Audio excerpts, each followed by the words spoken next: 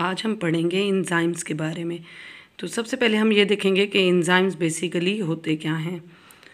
तो एंजाइम्स जो हैं ये हैं basically enzymes are protein in nature, they are biological catalyst, they increases the rate of reaction.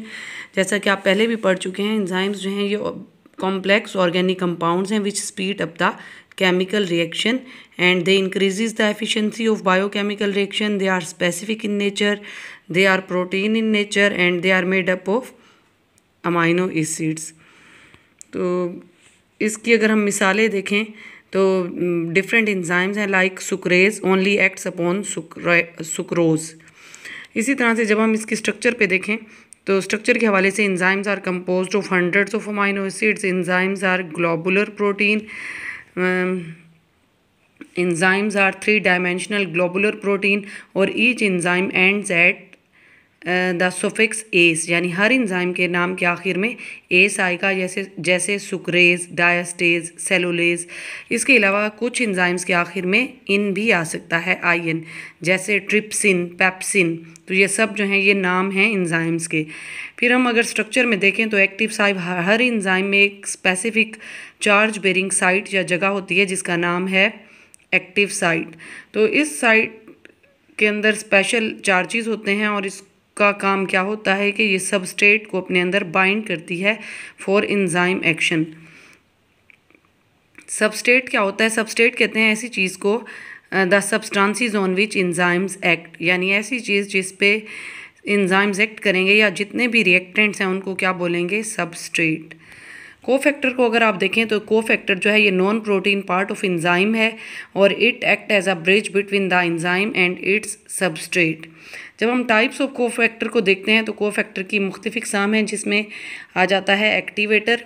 Activator को commonly detachable cofactor is known as activator ये भी कहा जाता है, या आप ऐसे भी कह सकते हैं कि अ non protein part which detaches from protein part of an enzyme after completion of its function, या ऐसा नॉन प्रोटीन पार्ट जो रिएक्शन के बाद डिटैच हो जाए, अलग हो जाए, उसको आप एक्टिवेटर कहते हैं। इसकी एग्जांपल्स में मैग्नीशियम आयंस आ जाते हैं, आयरन के फेरस आयन, कॉपर और जिंक।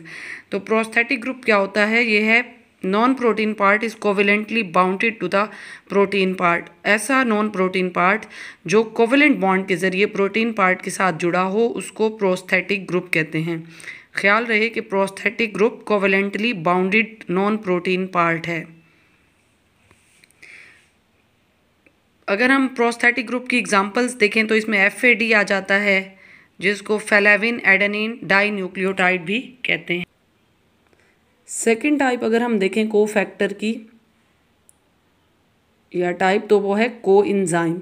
तो कोएंजाइम कहते हैं ऐसे नॉन प्रोटीन पार्ट को या कोफैक्टर को which is loosely attached to protein part.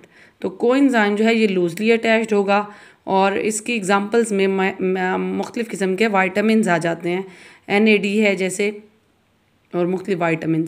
तो एपो एंजाइम, किसी भी वर्ड के शुरू में अगर ए आ जाए तो इट मीन्स विदाउट। तो एपो एंजाइम मीन ऐसा पार्ट या जो कि सिंपली आप इसको protein part of an enzyme भी कह सकते हैं, या ऐसा पार्ट जो कि विदाउट नॉन प्रोटीन पार्ट हो उसको आप एपो एंजाइम कहेंगे, या जस्ट ओनली प्रोटीन पार्ट को आप एपो एंजाइम कहेंगे। तो enzymes without non protein part is called apoenzyme, या simply protein part of an enzyme is called apoenzyme. तो हॉलो एंजाइम क्या होता है? हॉलो कहते हैं कंप्लीट को। हॉलो एंजाइम में प्रोटीन पार्ट भी आ जाएगा यानी apoenzyme plus non protein part cofactor. तो आप इसको इक्वेशन में लिख सकते हैं कि हॉलो एंजाइम बराबर है प्रोटीन पार्ट जमा non protein part. Protein part के नीचे लिखें एपो एंजाइम और जमा नॉन प्रोटीन पार्ट के नीचे कोफैक्टर। तो जब प्रोटीन पार्ट एपो एंजाइम या नॉन प्रोटीन पार्ट कोफैक्टर आपस में मिलते हैं तो वो एक कंप्लीट एंजाइम बन जाता है जिसको हॉलो एंजाइम कहा जाता है। अगर हम करैक्टरिस्टिक्स देखें एंजाइम की तो एंजाइम्स की मुख्तलिफ करैक्टरिस्टिक्स हैं।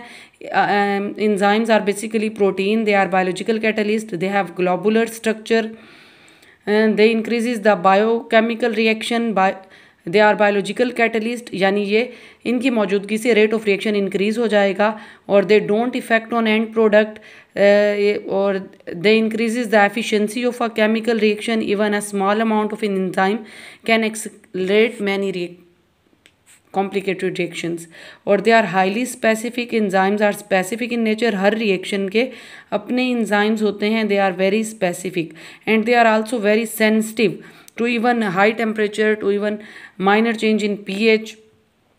तो थोड़ी सी भी अगर पीएच चेंज होगी, टेम्परेचर हाई होगा, तो enzymes results in denaturation. Denaturation बोलते हैं कि एंजाइम्स की बायोलॉजिकल एक्टिविटी जो है वो उसमें फॉल्ट आ जाएगा, एंजाइम्स जो हैं वो इनएक्टिव हो जाएंगे. तो need of cofactor. Every enzymes needed a non protein part या cofactor for its proper functioning. Enzymes lower the energy of activation. ये बेसिक प्रॉपर्टी है, करेक्टरिस्टिक्स है कि एंजाइम्स की मौजूदगी में एनर्जी ऑफ एक्टिवेशन लो हो जाती है या कम लगानी पड़ती है. तो एनर्जी ऑफ एक्टिवेशन क्या होती है? किसी भी रिएक्शन को स्टार्ट करने के लिए जो एनर्जी लगाई जाती है उसको एनर्जी ऑफ एक्टिवेशन बोलते हैं. तो every enzymes require aqueous media for its proper functioning. Aqueous media यानी वाटरी मीडिया चाहिए, और एंजाइम्स जो हैं वो डैमेज हो जाते हैं हाई टेम्परेचर पे. जब हम मैकेनिज़्म ऑफ एंजाइम एक्शन की बात करें तो सबसे पहले हम देखेंगे कि enzymes are highly specific in nature.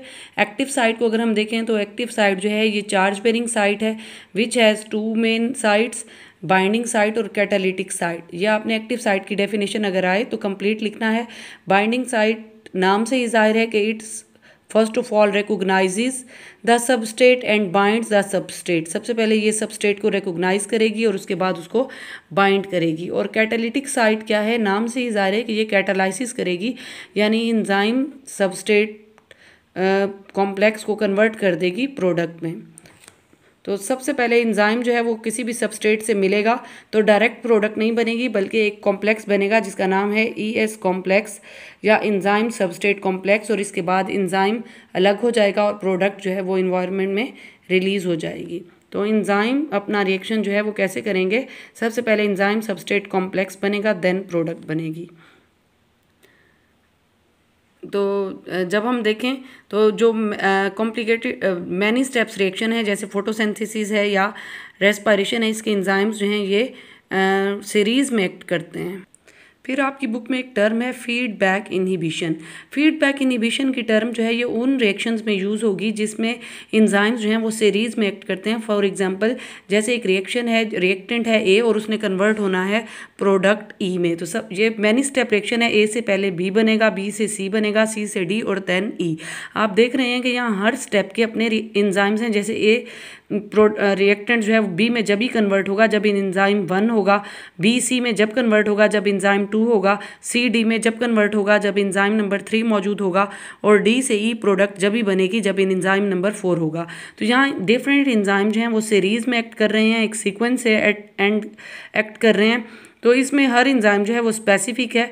अगर ये हो जाता है कि सेल को सपोज प्रोडक्ट नंबर ई की मज़ीद ज़रूरत नहीं है, सेल के अंदर उसकी सैचुरेशन हो गई है और ई प्रोडक्ट नहीं बननी, तो कोई भी एंजाइम जो है वो या तो एंजाइम नंबर 1 या 2 या 3 या 4 कोई भी जो है ये अपनी फंक्शनिंग को रोक देगा वक्ती तौर पे, जिससे जो प्रोडक्ट ही है वो बनना बंद हो जाएगी. जाहिर सी बात है, सपोज अगर एंजाइम नंबर 1 इनएक्टिव हो जाए तो ए से प्रोडक्ट बी नहीं बनेगी. जब बी नहीं बनेगा तो सी भी नहीं बनेगी, सी नहीं बनेगा तो डी और ई भी नहीं बनेगा. तो इस प्रोसेस को फीडबैक इनहिबिशन कहते हैं. हम अगर देखें तो जो डिफरेंट किस्म के मॉडल ऑफ एंजाइम एक्शन है ये दो थे. एक लॉक एंड की मॉडल, नाम से ही जाहिर है जिस तरह से लॉक एंड की ताला और चाबी. तो ये ईमेल फिशर ने प्रपोज किया था 1890 में. और according to this model as one specific key can open only a specific lock, in the same way a specific enzyme can transform only one substrate into product. जिस तरह से हर ताले की अपनी चाबी होती है और वो स्पेसिफिक की से ही ओपन होता है, इसी तरह से हर रिएक्शन के अपने एंजाइम्स हैं. यानी जो एंजाइम्स फोटोसिंथेसिस के हैं वो रेस्पिरेशन में काम नहीं आएंगे, जो रेस्पिरेशन के एंजाइम्स हैं वो प्रोटीन सिंथेसिस में काम नहीं आएंगे. इसी तरह से दूसरा हाइपोथेसिस था induce fit hypothesis. Induce mean activate होना. तो इस हाइपोथेसिस के अकॉर्डिंगली कोशलैंड ने इसको प्रपोज किया था 1959 में. और according to this hypothesis each enzyme can induce special अगर हम इसको देखें तो ये है कि the active site could be modified as the substrate interact with the enzyme and according to this hypothesis the enzyme molecules are in an inactive form और each enzyme जो है वो it induces each substrate induces special changes in the active site which transform specific substrate into product। यानी इस hypothesis के accordingly जो active site है वो स्पेशल चेंजेस इंड्यूस करेगी सबस्ट्रेट के अंदर, जिसकी वजह से सबस्ट्रेट कन्वर्ट हो जाएगा प्रोडक्ट में। इनहिबिटर को अगर हम देखें तो इनहिबिटर कहते हैं किसी भी ऐसी चीज़ को, केमिकल सब्सटेंसेस को which block the active site of an enzyme either जो है वो वक्ती तौर पे या परमानेंटली, या थोड़े वक्त के लिए एंजाइम एक्टिविटी को स्टॉप कर देगी या फिर परमानेंटली। इसकी एग्जांपल्स आ जाएंगी साइनाइड, जितनी भी पॉइजन्स हैं, एंटीबॉडीज़ हैं, ड्रग्स हैं, ये इनहिबिटर का काम करेंगी।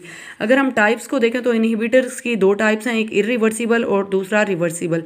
नाम से ही जाहिर है इरिवर्सिबल वो इनहिबिटर्स हैं जो क्या करेंगे, they inhibit the active site of an enzyme permanently, और permanent mean forever. If कि अगर ये एंजाइम की एक्टिव साइट को इनहिबिट कर देंगे, रोक देंगे, तो ये फॉर एवर हमेशा के लिए एंजाइम जो है वो इनएक्टिव हो जाएगा। रिवर्सिबल इनहिबिटर नाम से ही जाहिर है कि ये एक्टिव साइट को ब्लॉक करेंगे टेम्पोरेरली, वक्ती तौर पे, और इसके बाद जैसे ही हम इनहिबिटर को हटाएंगे तो एंजाइम की एक्टिव साइट जो है वो दोबारा एक्टिव हो जाएगी।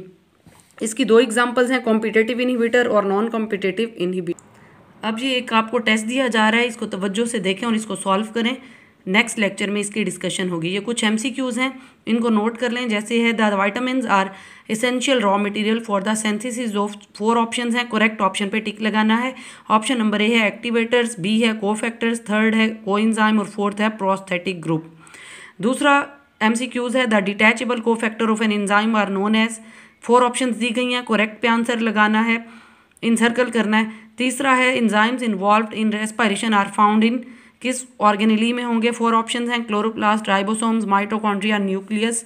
करेक्ट पे इनसर्कल करें, दायरा लगाएं। फोर्थ है the activation energy of the reaction is lowered by, 4 options हैं, कोएंजाइम्स, एंजाइम्स, सबस्ट्रेट और D है प्रोडक्ट। जो सही ऑप्शन है उसको दायरा कर दें, इनसर्कल कर दें। फिफ्थ क्वेश्चन है enzyme lowers down the energy of, which kind of energy को लोअर करते हैं, A option kinetic, B potential, C activation और D ionic. 6th question according to lock and key model the active site is, 4 option soft structure, B flexible structure, C attractive structure और D है rigid structure. जो answer suitable है इसको encircle कर दें। 7th question induced fit model was propose by, 4 scientist के name है, सही पे दायरा लगाएं। 8th question Emil Fischer proposed a lock and key model in which year, ये देख लें। 9th है the competitive inhibitors are of succinic acid is which acid, fumaric acid, B में malonic acid, C citric acid और D acetic acid. इसी तरह से 10th MCQ है द इनहिबिटर विच में destroy the globular structure of an enzyme is, उसको क्या बोलेंगे, A option competitive, B non competitive, C reversible और D इरिवर्सिबल। ये 10 MCQs हैं, इनका स्क्रीनशॉट भी ले सकते हैं और इनको आप नोट करके आंसर इसका इनसर्कल करें, लिखें। शॉर्ट क्वेश्चन नोट कर लें। Write the short answer of the following question. Question number 1 है define enzyme, B differentiate between enzyme and coenzyme. तीसरा सवाल differentiate between activators, coenzyme and prosthetic group. 4th give any 2 characteristics of enzyme. 5th question what is enzyme to enzyme chain, या what is feedback inhibition, इसको आप यूं भी कर सकते हैं। Differentiate between lock and key model या induce fit model of an enzyme action, और what is active site of an enzyme. फिर नेक्स्ट क्वेश्चन है व्हाट आर एंजाइम इनहिबिटर्स, या what are inhibitors, also name their types. Next question differentiate between competitive and non competitive inhibitors, और differentiate between reversible and irreversible inhibitor. यूं भी आप कर सकते हैं या फिर आप लॉन्ग में यूं भी कर सकते हैं कि राइट नोट ऑन इनहिबिटर, जिसमें आप ना सिर्फ इनहिबिटर की डेफिनेशंस लिखेंगे बल्कि डिफरेंट टाइप्स भी इसमें लिखेंगे।